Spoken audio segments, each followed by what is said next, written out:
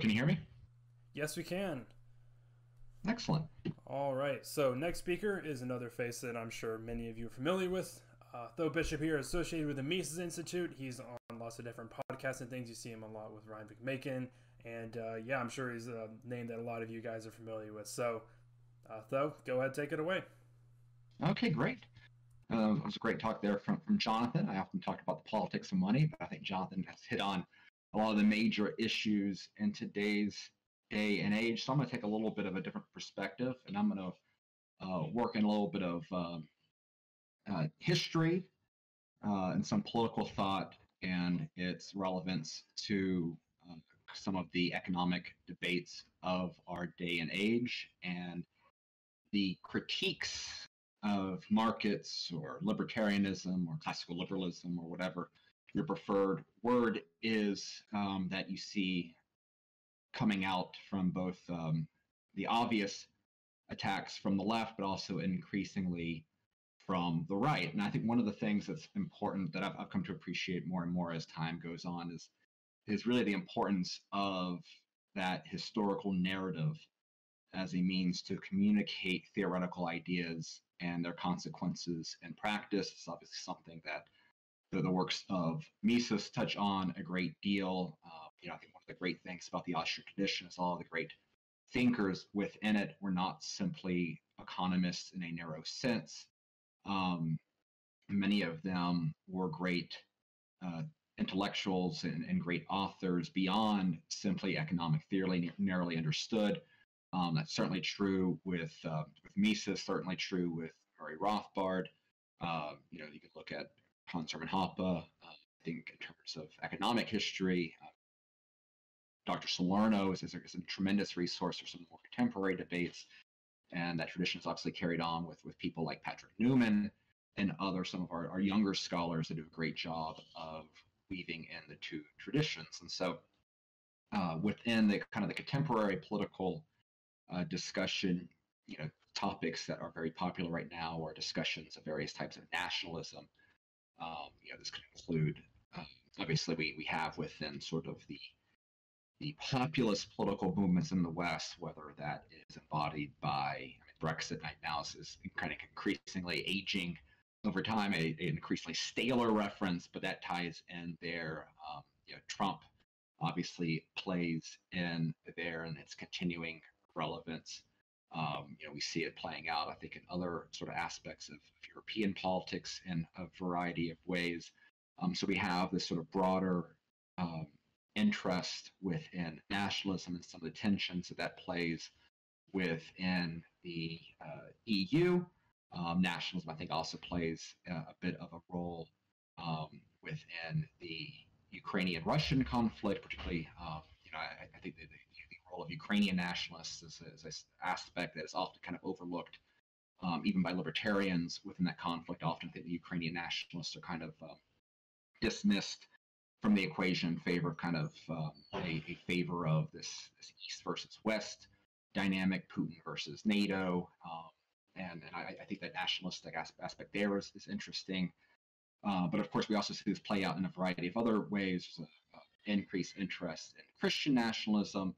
You see a very distinct interest in economic nationalism, which is something we talk more about. But obviously, what we have right now is an environment where there is a tremendous amount of opportunity for political conversation that goes well beyond the banality of elections, team red, team blue. I know those colors could be a lot more diverse if you're in another country. But ultimately, at the end of the day, political conversations, economic conversations for most people are underpinned by a historical narrative. I think the historical narrative is one that can play to our advantage if we are well armed within it. And obviously, this is a major part of the scholarship of Murray Rothbard in the American context, and something that Patrick Newman is doing a great deal about. And so that's something that I'm going to kind of lean into with my following remarks. I think one of the interesting discussions when we discuss the merits of classical liberalism, of the Enlightenment, of this sort of stuff, is that's very easy to sort of homogenize terms And I think within the American context, and I'm going to be speaking mainly from the American context, I know what the Austrian Economics Discord channel is very diverse in terms of various, it's not purely an American audience, but I think most of you understand are Yankee bias at this point. But I think often there can be a tendency to sort of can homogenize certain concepts, and I think a lot of our critics in today's day and age do so, maybe not intentionally in a way to obscure terms and to take easy cheap shots, but I think in ways that undermine, in many ways, their own ability to really navigate some of the disciplines that they are less well versed about, and that leads them to dismiss, I think, particularly the values of the Austrian tradition. And so within the American context, ultimately, I think I'm a very big fan of Rothbard's historical lens, which is certainly not unique to him, but I'm going to be leaning on this lens of liberty versus power. And this is a lens that can be used, in a variety of capacities, well beyond the American experience. I think ultimately it's perhaps best understood as a dynamic between the elite ruling class, which can have different characteristics at different times and ages, versus the middle class, the governing elites of often hereditary nobility versus the more merchant class who come about through often economic, often trade, the actual performance of commercial activity and things like that. And I think often when you look at the tensions, if you consider the 19th century, a lot of the promotion of liberalism, within the European context were a liberal tradition, really with a foundation within more or less this middle class dynamic versus this hereditary ruling class. And ultimately, I think this carries over with the American experiment, where after the settlement of the American Revolution, you very much have this larger conflict between a financial establishment that very much sought to recreate the same sort of state-driven privileges that comes with wielding political power versus those without those privileges. And I think one of the most fascinating traditions within this is the schools of thought that don't always get to enjoy the great big names of American history as their big patrons. So if you look, for example, if you consider Patrick Newman's work on cronyism, obviously you get a large role there for all the big names. You get your Washingtons, you get your Jeffersons, you get your Madisons, you get your Adams and the like. But even within the context of the anti-federalists versus the federalists in the debates of the Constitution, you have very severe differences in terms of strategies when it comes to governing. These tensions play out when you have a massive political revolution of the 1800 election, where the Federalist Party of Washington, in just a few years, 4 years after Washington as the great God figure of early American history, is no longer in power, you have a change in terms of the political apparatus. And I'm going to touch more, I'm going to follow up on the failures of the Hamiltonian ideological project here in a moment. But obviously that is replaced by the Virginian dynasty that lasts through Jefferson, Madison, Monroe. But as soon as a Jefferson takes power, even though in many ways one of the great philosophers of the American Revolution, in many ways someone who embodies, or at least history has dubbed one of the kind of the embodiment of that anti-federalist dynamic.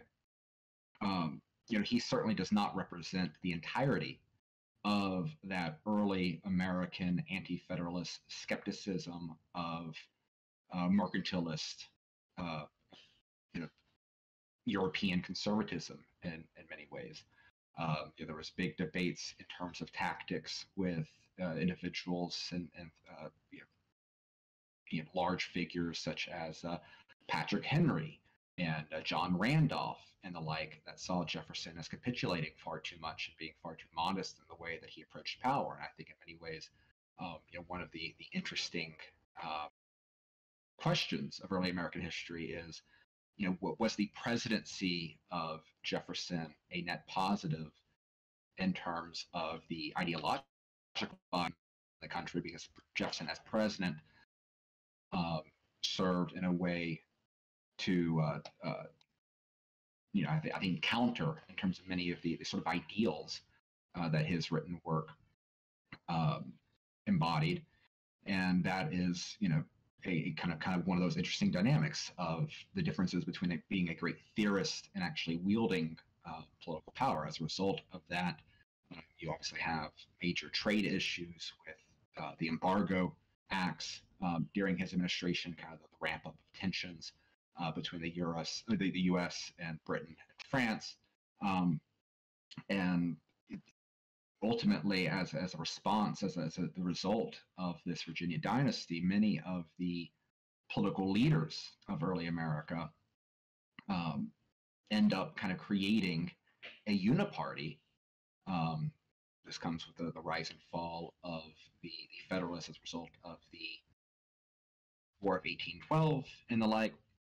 The result is that in spite of the political victories of the individuals that are often sort of associated with the anti-Federalist tradition, Madison obviously a Federalist with those original battles, but taking on a strong kind of siding with the anti-Federalists after the signing of the Constitution. Newman has very interesting thoughts on the Machiavellian notions of Madison, which are kind of worth exploring within that. The result, regardless of their intent, is that the impulses of that Hamiltonian political theory can end up kind of being baked into the actual control of the United States government that the Jeffersonians would seemingly have won through the actual holding of office. And that kind of gives rise to what I think is the most interesting political traditions within American history, something I talk a lot about on Twitter that often comes up on Radio Rothbard, and that's the Jacksonian tradition. I'll touch on that a good deal because I think that is a tradition that is in need of further understanding and has a tremendous amount of relevance with some of the current battles here on a variety of fronts. So this Jacksonian tradition, I think, is first and foremost is important to disconnect it from the man most associated with it, which is obviously Andrew Jackson, because I think the best way of understanding this history is recognizing that the Jacksonians of a movement predated the success of Andrew Jackson individually as a politician.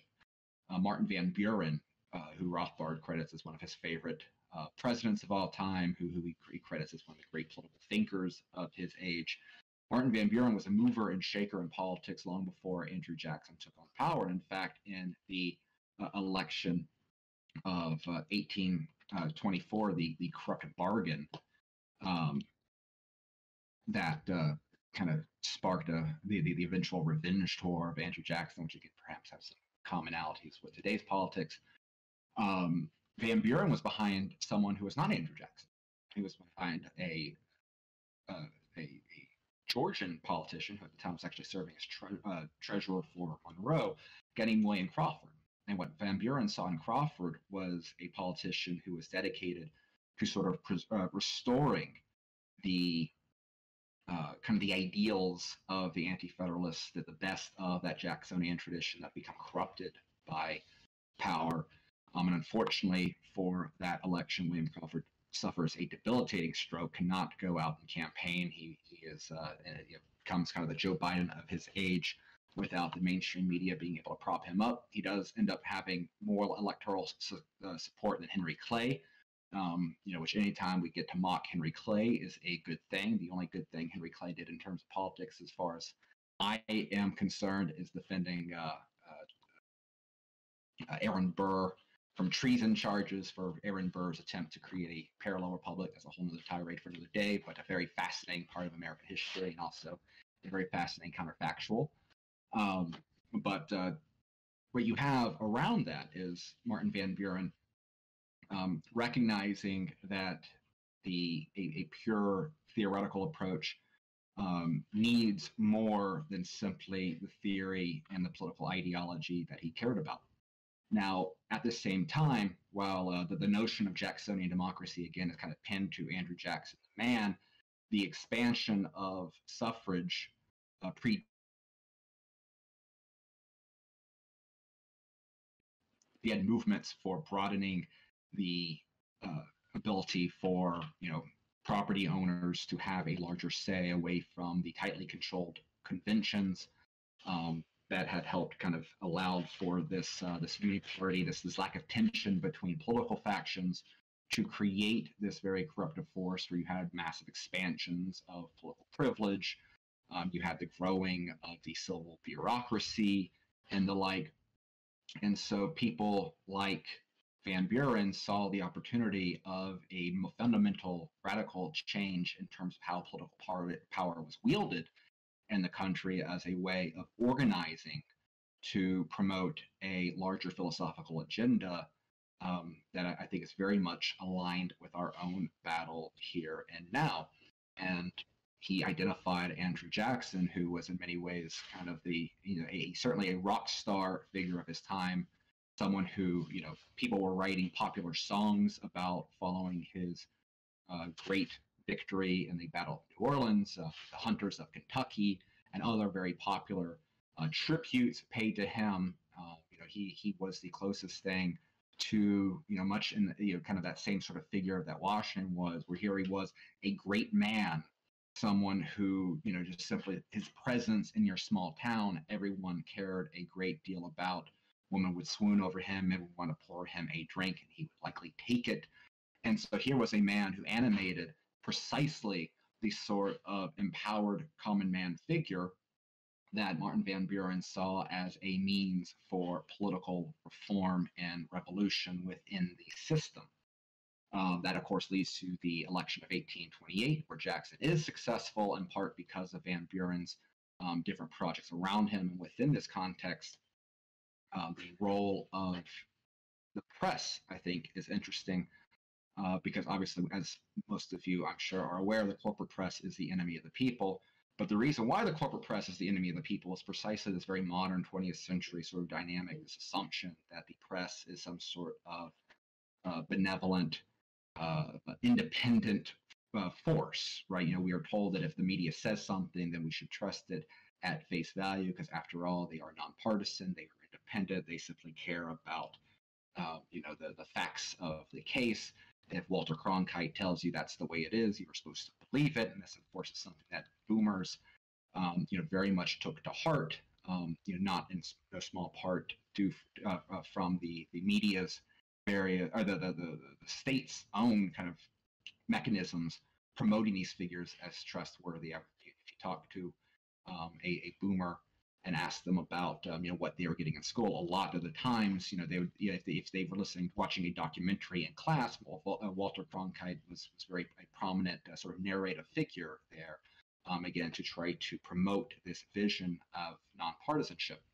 Well, in the early 1800s, what Van Buren recognized was that in order to get these newly empowered individuals to understand enough about the ideas that motivated him, they needed the creation of this sort of political party organization that we have now, and that meant a promotion of a party platform. It meant an engagement within the what does it mean to support a Jackson man, and what are the ideas that we should be supporting and organizing around. And as a result of that, you had the investment in, you can call them propaganda outfits, but ultimately they're ideological propaganda outfits, where you had all sorts of partisan newspapers, which are certainly not unique at the times. You had during the Washington administration, you had Jeffersonian publications, you had Hamiltonian publications.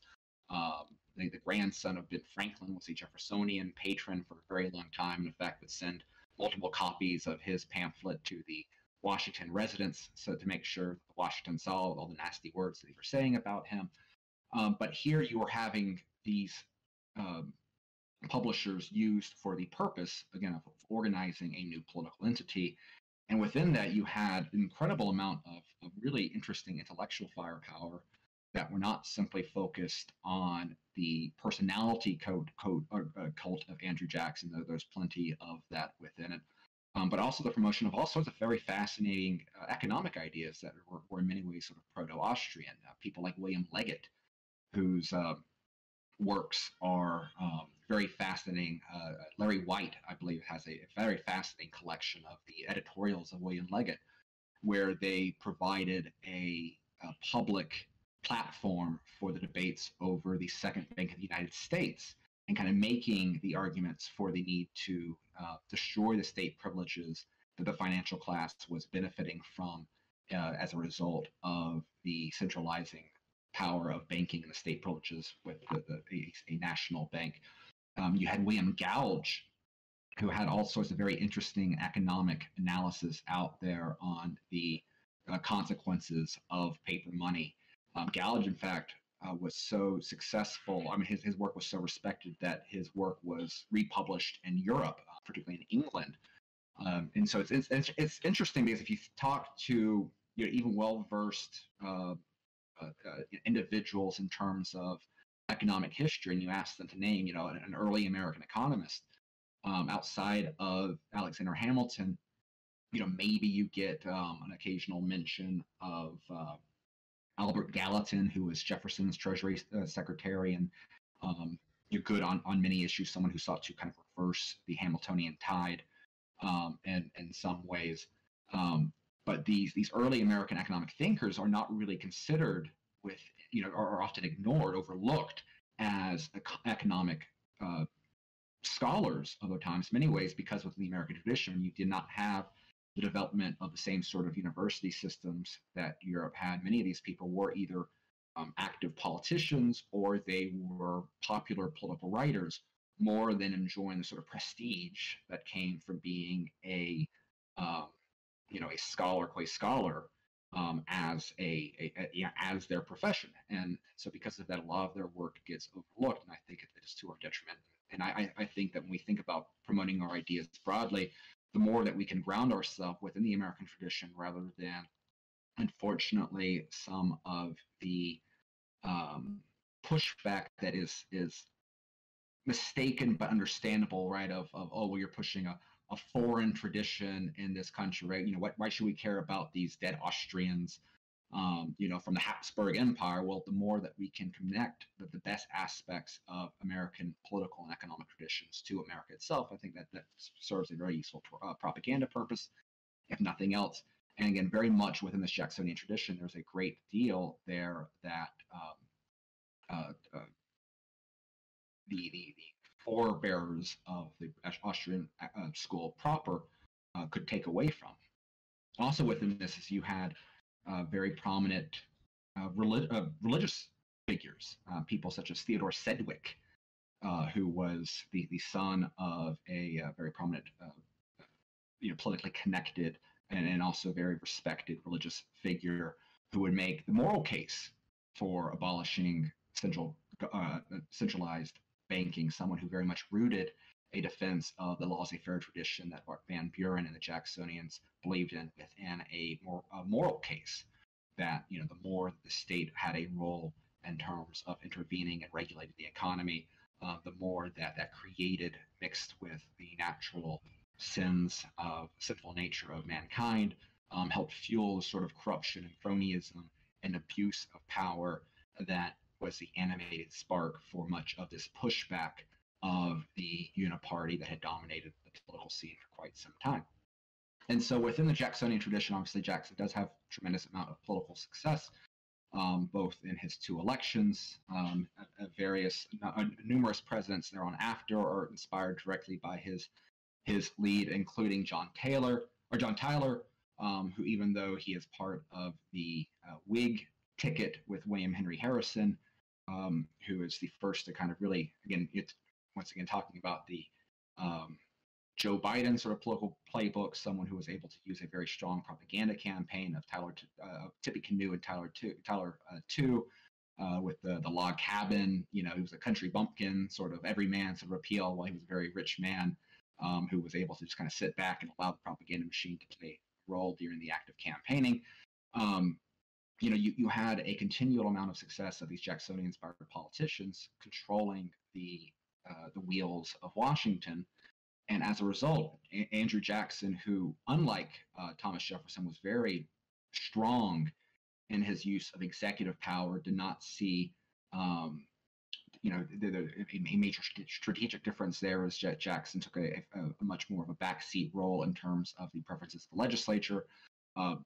Andrew Jackson, far more along the lines of what Patrick Henry or John Randolph supported, saw the executive as a very aggressive and a very active role there in terms of being a force against sort of the natural deal-making, horse trading that you get within a legislative body, and as such was very aggressive with vetoes, used veto power far more than any of the presidents before him combined.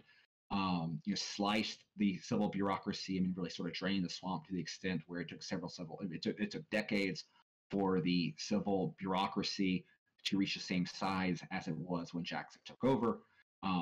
You had a rotation of administrative officials, something that your average textbook decries as a spoil system with the sort of hint of corruption within it. But what you have there is that it actually allows for a genuine rotation of the actual levers of power, whereas in the past, a new president comes in, they more or less keep the same staff as before. Again, that creates its own sort of special interest block when it comes to power, where the impact of elections are undermined because most of the individuals actually doing the day-to-day work do not change. Again, relevance to the current dynamics and some of the failures of some of the political pushback in the current age, again, comes from the failure of addressing that permanent professional political class. Jackson was not of that same makeup. Unfortunately, however, of course, the Jacksonians end up losing political prominence within America as the 19th century goes on. Big part of that is because of regional disputes, slavery obviously being one of the first and foremost within that. You have various different groups on the question of slavery. Jackson was obviously a slave owner himself. His preferences were with the South and their interests within it. And again, certainly by no means a perfect libertarian president by any means. I mean, he even used his executive power to try to censor abolitionist material on crossing state lines. Again, Van Buren being someone from New York, you have within this broader Jacksonian tradition different hotbeds, different regional, very strong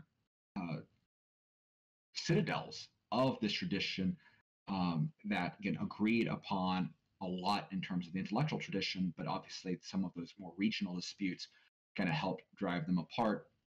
And after the Civil War, the southern part of that Jacksonian tradition is, essentially neutered as a result of Reconstruction. This leads to, one of my favorite historical points. The stolen election of 1876, where a New Yorker with, very much within that Jacksonian tradition, someone who was actually a protege of Van Buren as a younger lad, Sam Tilden, has the election stolen with the help of the New York Times and the armed forces of Ulysses S. Grant, where they capture ballot boxes and the like.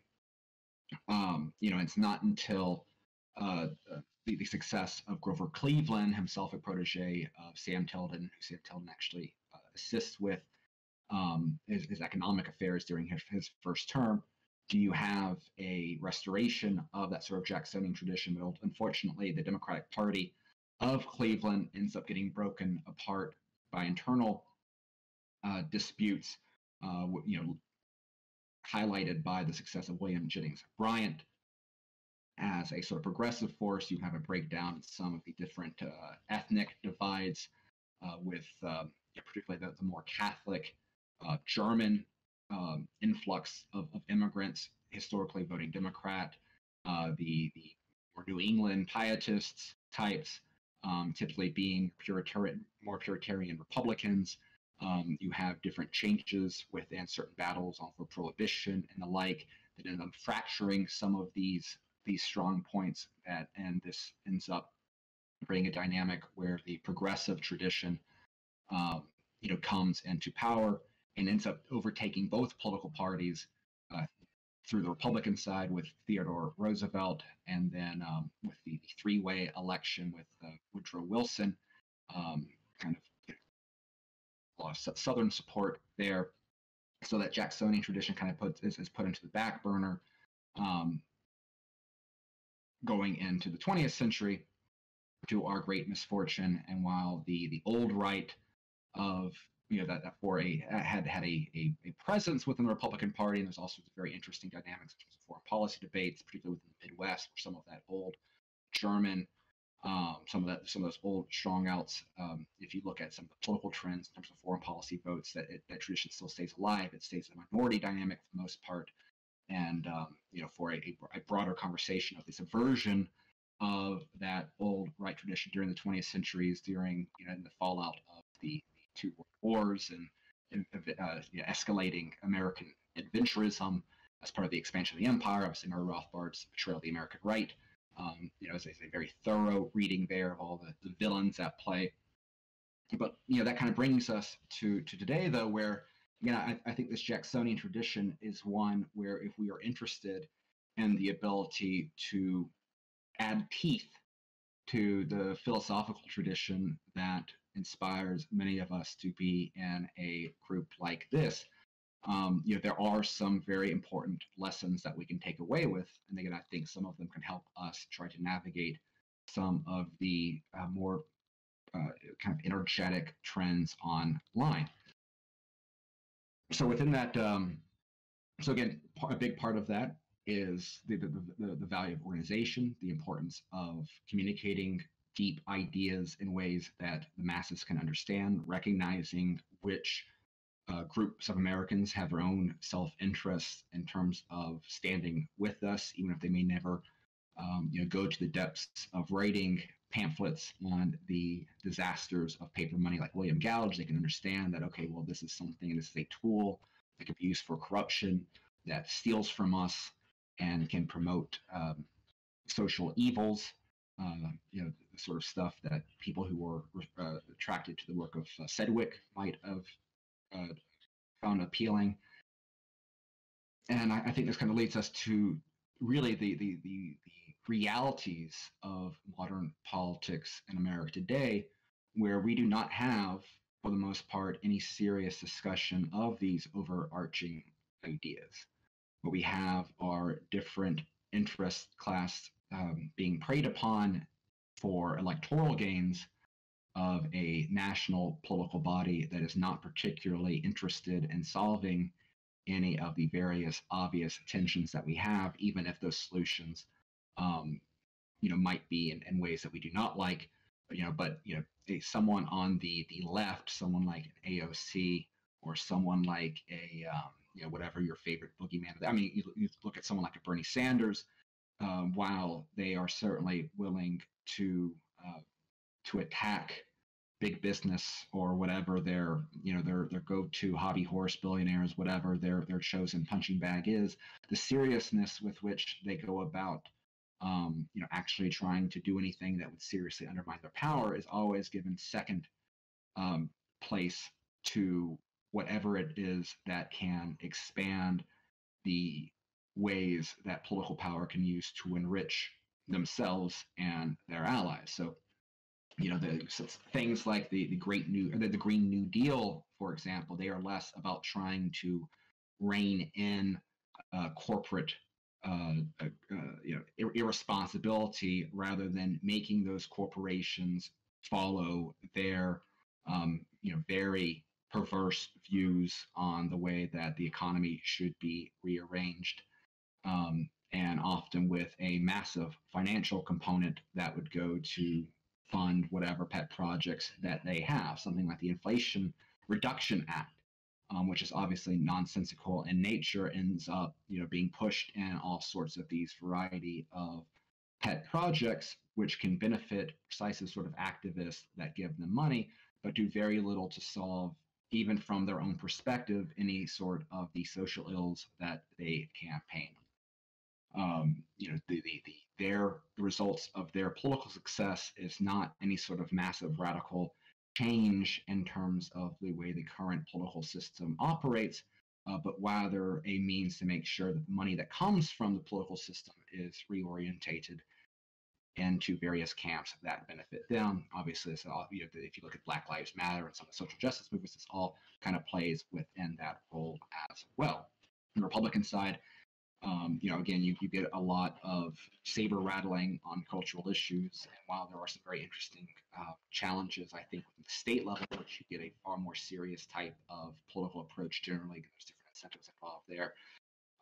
Republicans are completely feckless in terms of giving any serious pushback, whether that is from their own incompetency or from them playing the role of controlled opposition. Let you make that judgment yourself. But again, ultimately, there is no serious sort of intellectual rigor guiding any of this. It is simply a system where the same elites kind of redistribute wherever the political campaign contributions come in based off of where the ruling party at the time can reallocate resources. So given the unserious nature of the political conversation, a lot of the energy is kind of redirected in other sort of intellectual pursuits.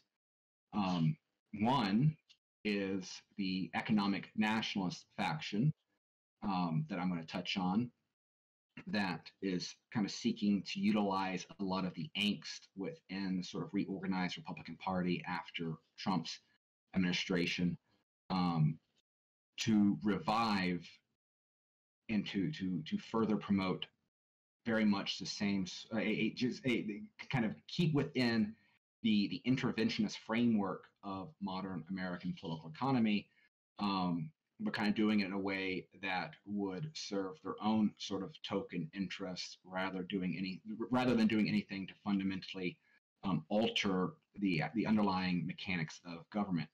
I think evidence of that, I think in terms of understanding the economic nationalist tradition in its current sense, the best institution out there is American Compass, which is kind of the brainchild of Warren Cass. There's various intellectuals, scholars with that collect a paycheck from American Compass, some of which are with the formerly at the Niskanen Center, which is kind of interesting for those that understand some of the intellect or some of the libertarian infighting to the extent that organization ever had relevance within the movement. But what the American Compass people are trying to argue is basically trying to more or less drive a explicit promotion of this very interventionist government framework within the right explicitly, where historically the Republican Party at least played lip service to free markets and the like. Again, never quite effective in doing it, a lot of hypocrisy within terms they govern, a lot of spending, a lot of et cetera, but trying to ultimately change the entire framework with which Republicans even rhetorically talk about these issues in a way to further consolidate the interventionist impulses of the federal government.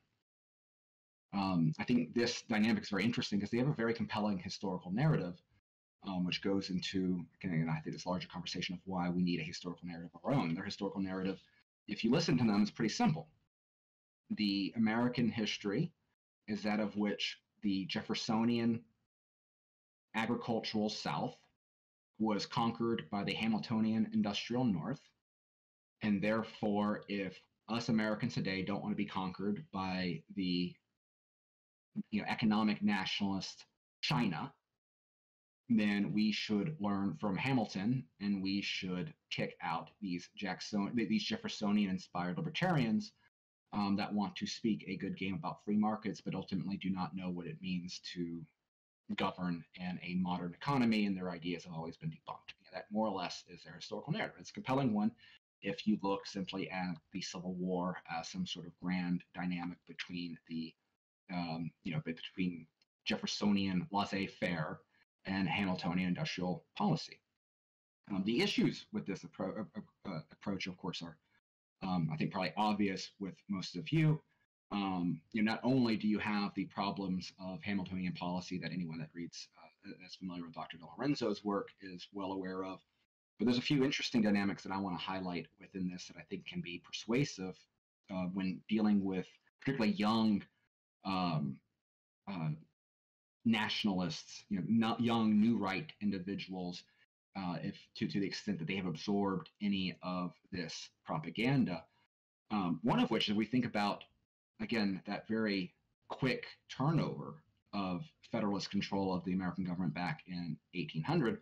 It took only 4 years after, again, God King George Washington leaves office for the Hamiltonian policy party to lose power. And why is that? It's because America was in economic distress, and the people, and that even the tightly controlled levers of political power that existed recognized that we needed new leadership. And it took just simply 4 years after Washington for the Hamiltonians to get kicked out. If we think more broadly, though, if we consider that the conservative tradition that we know right now kind of stems from the French Revolution and the reaction to it, 100 years prior to the French Revolution, you get the economic policies of Jean-Baptiste Colbert, who was the finance minister of France. Jean-Baptiste Colbert is someone that is very well regarded within history books, and it's largely because he was a very useful tool for Louis XIV, and there was no better way of getting written about in textbooks than being on the right side of the king, so long as the king was in power. And it was exactly the economic philosophies of Jean-Baptiste Colbert that Hamilton was reading during the American Revolution. If you read any biography of Hamilton, if you read any sort of intellectual biography of Hamilton, you see very much so that he was guided by this mercantilist, proto-economic nationalist ideals of Jean-Baptiste Colbert in terms of what he wanted to bring about within the United States. As a response to that, there was an increase of taxes. There was a increase in control in terms of protection of domestic industry.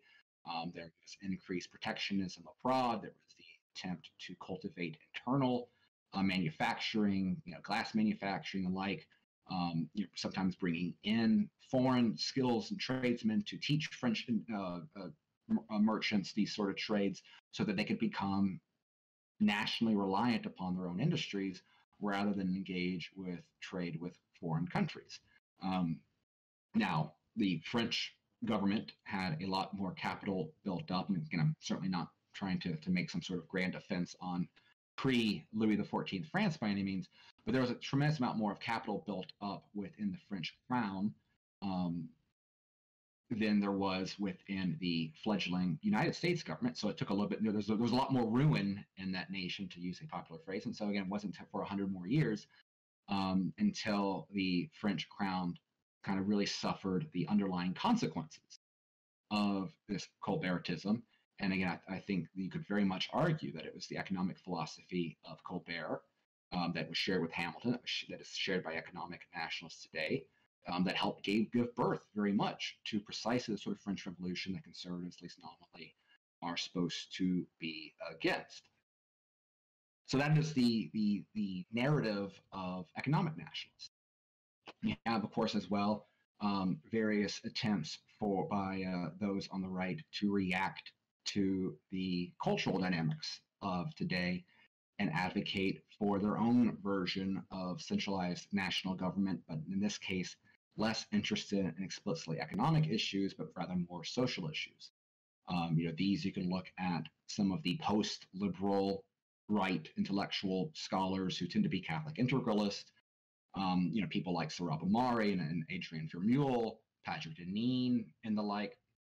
And basically, their larger worldview, to be overly simplified, is that we more or less need to keep the mechanisms and tools of the modern regime in place, but it should instead be guided along a very strong religious bent. In this case, making America subservient to the Catholic Church, which I've got certainly nothing against Catholics per se, but it's obviously something that is very foreign to the American experience, to say the least. As a parallel to that, you have a Christian nationalist movement, which I think tends to be promoted to those that actually take on the label rather than it being used in pejorative, largely by Presbyterians and Baptists. And again, here they I think are much better than they're a lot more humble in many ways than the Catholic integralists. they tend to be a lot less odious, if nothing else. But again, they are working from, I think, that core misconception of what American nationalism really means, and kind of view this federalized, centralized, and federalized be the wrong word there, but this centralized modern American state as the tool to promote their agenda. And so this is where, again, the Jacksonian tradition, I think, has value, because it's the Jacksonian tradition that, while, again, Jackson as president certainly was not afraid of using executive power in a centralized way in ways that I would disagree, and I certainly would not have hung John C. Calhoun as Andrew Jackson wished that he had. Within that, the Jacksonian view of government, some of the things I think are very interesting is that Jackson's view on national holidays and national prayers and things like that. He took a very anti-federalist perspective on these things, recognizing that the unique culture of the states is worth respecting. And so there were no national holidays that Jackson promoted. There were no national days of prayer. He instead led that. He saw that as the proper dynamic of the states, of the churches, of communities. And so and yet he very much kind of saw America, which I think historically accurate, as a Christian nation in terms of the inspiration of the founders. He certainly had no interest in imposing a national religion on the country as a whole. And I think in doing so, paid far more respect to that unique dynamic of the U.S., with a respect to the very unique localized histories, cultures, traditions, that of a much smaller America, but still a very diverse America, from the South to the North to the burgeoning West.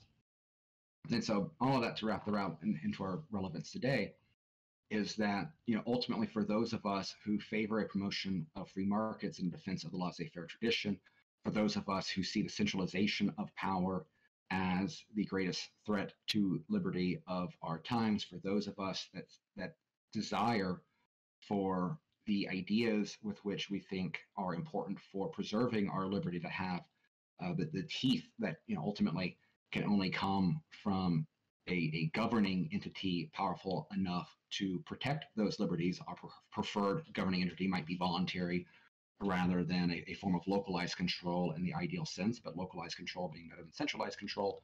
There are lessons here from this very distinct and overlooked American tradition that I think are worthy of reading. And again, if you look through Murray Rothbard's book or work, if you look through Patrick Newman's work, there's a tremendous amount of illumination on some of these thinkers and scholars, and some of which that you will not get from pure economic theory alone. And so I think that we have a tremendous amount to learn from this. I think that the populist moment that we are still very much in, you see kind of this desperation within this very meme-centric sort of intellectual environment for people to find icons to promote. You kind of want that avatar of your movement. I think this is why you see, this very interesting dynamic where a lot of people online who claim to be very strongly anti-interventionists and yet kind of promote Teddy Roosevelt, bull moose style conservatism, as their creed. They don't care about the hypocrisy. They simply kind of see Teddy Roosevelt as a macho, great man of history, and they're one of the very few that you really have in the American tradition. And so therefore, kind of he serves the same role of someone kind of promoting Caesarism or something like that. We have our own kind of macho, great man icon in the form of Andrew Jackson. And so I think that Jacksonian political tradition, rather than retreating into sort of esoteric, European, non-American forms of kind of interesting political thought, which can very much happens, I think, within the sort of very online circles that most of us frequent, will not say all. There's sort of I think a convenience in kind of retreating to the obscure and the foreign, because it's kind of always easy to sort of kind of sound more profound than perhaps really are. You know a little bit about something no one else hears of. Like it's very easy to sort of have a little bit of an intellectual superiority. I think there's a tremendous amount that American Austro-libertarians can learn from, again, this very back home tradition of this Jacksonian trend, and it's bourbon Democrats and the old right, and very much in the same sort of tradition that motivated Murray Rothbard and Lew Rockwell, the paleo-libertarian movement and the like, that is worth exploring. And so that's kind of a long, very, very long sort of a tirade there on it. Kind of trying to hit on a few different points there. But that's kind of something that I've been working on, and hopefully it's something that you got at least a point or two out of. Awesome. Thank you so much. We have a few questions here for you. So, Sure. first question here comes from Nordulos, and he asks, should libertarians vote in democracies or participate in any kind of state at all? I think the answer is yes. I think particularly at the local level. I mean, if the national politics is a circus, it's often a distraction more than anything else. Now, I think there is value in national politics for a point I'll make, but I think particularly when it comes to local elections, again, I don't care how hardcore of an agorist you are. Ultimately, having local authorities less tyrannical than they otherwise would be. Local elections, your vote just matters a lot more just by pure math. And so I think particularly understanding and caring about local elections is just a good self-preservation measure. In terms of national politics, for any of you that are particularly interested in a big intellectual topic, if you're someone that really, you're a big Scott Horton fan, you really care about the war issue. The question is, what is that knowledge? Well, what value do you really get from that knowledge? If it's just to make you angry, and if you're just going to write blog articles that are going to be read by the libertarians, like, okay, that's fine. I mean, particularly if your goal is to kind of be to create a brand for yourself in the libertarian movement, you're going to try to monetize that. You're going to try to create a podcast. You're going to try to get advertising revenue. That's something that might be something in the long run that you can monetize from. But I think there is something to be said about, when you care about ideas that most normal people don't, and you want to specialize in these sort of fields that other people don't. What matters a lot more than who is elected in a large office is the individuals that they hire within the office. And I think anyone in this room who listens to this sort of stuff, like if you care about doing policy work, there is a means to which going about getting yourself in the possibility of actually having a sort of low or mid-level position in a government office that could actually lead to you having some influence in the margins and influencing the policy directions that are directly moved by our ideas. And for any of you that are interested in, what does it mean to kind of pursue a position in government, I'm happy. Please feel free to reach out to me on Twitter. But I think I think there is a role there where national politics can be useful in terms of elevating ourselves so that we can actually have for those that really want to play that game. If you don't want to play the game, it's probably fine. You're probably healthier for it. But for those that are really interested in professionalizing their interest within the ideas that motivate us, there is a way in terms of playing the game of national politics can be used for your own benefit. But of course, we should not be seeing voting in a national election as any sort of means of salvation. Most national politics is always going to be more distraction and circus than not, but sometimes circuses can play a matter too. All right.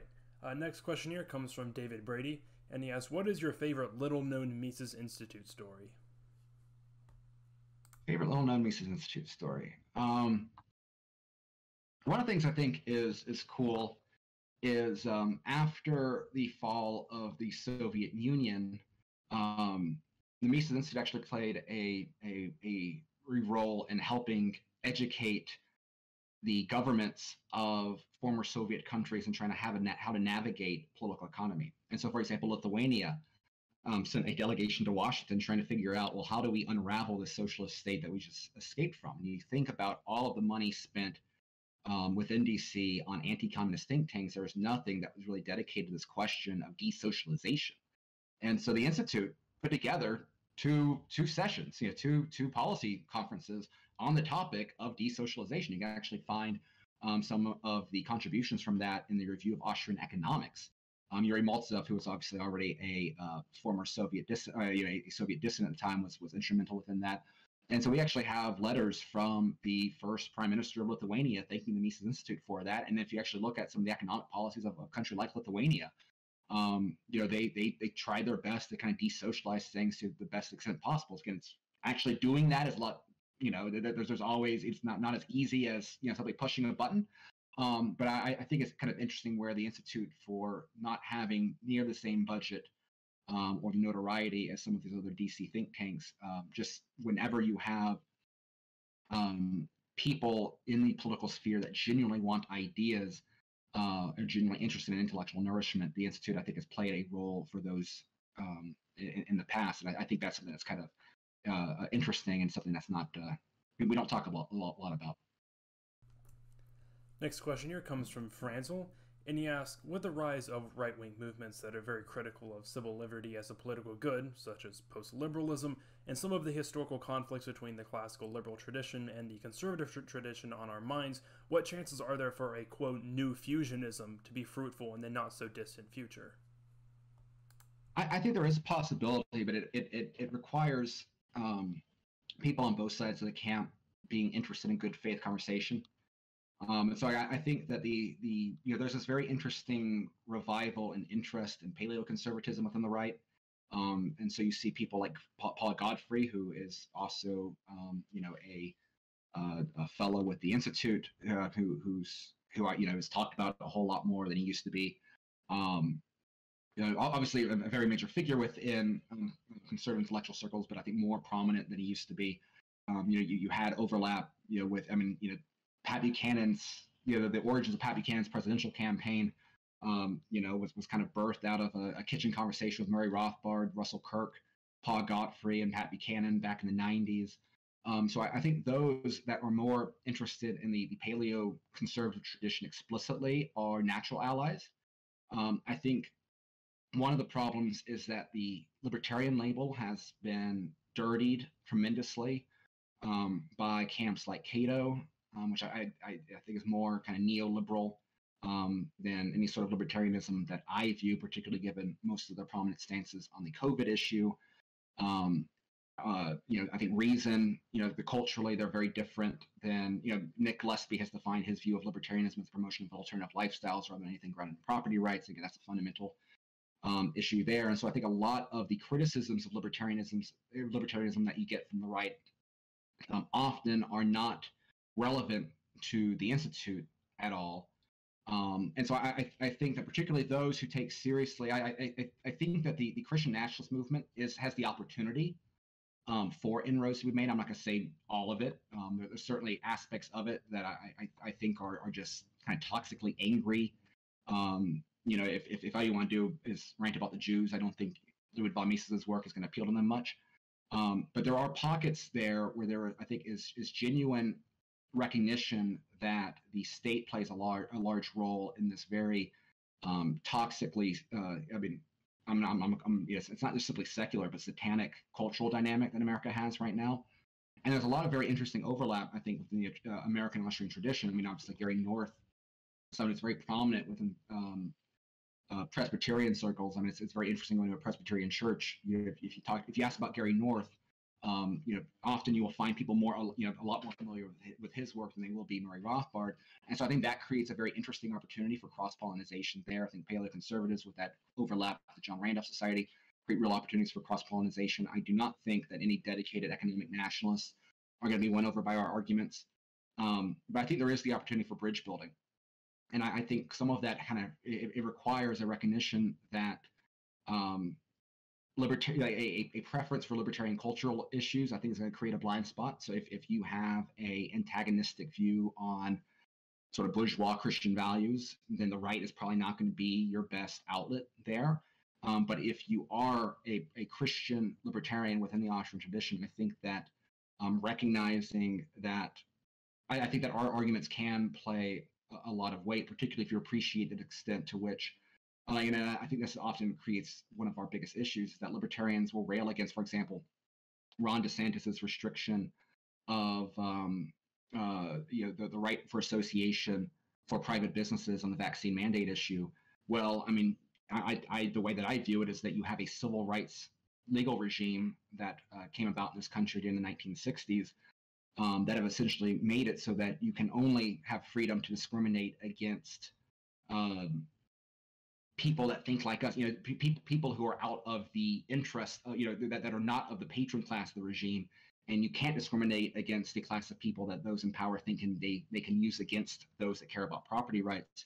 And so I think fundamentally recognizing that's that civil rights framework of the 1960s that really is one of the biggest legal dynamics in which the state is able to co-opt and capture private corporate power against our dynamics.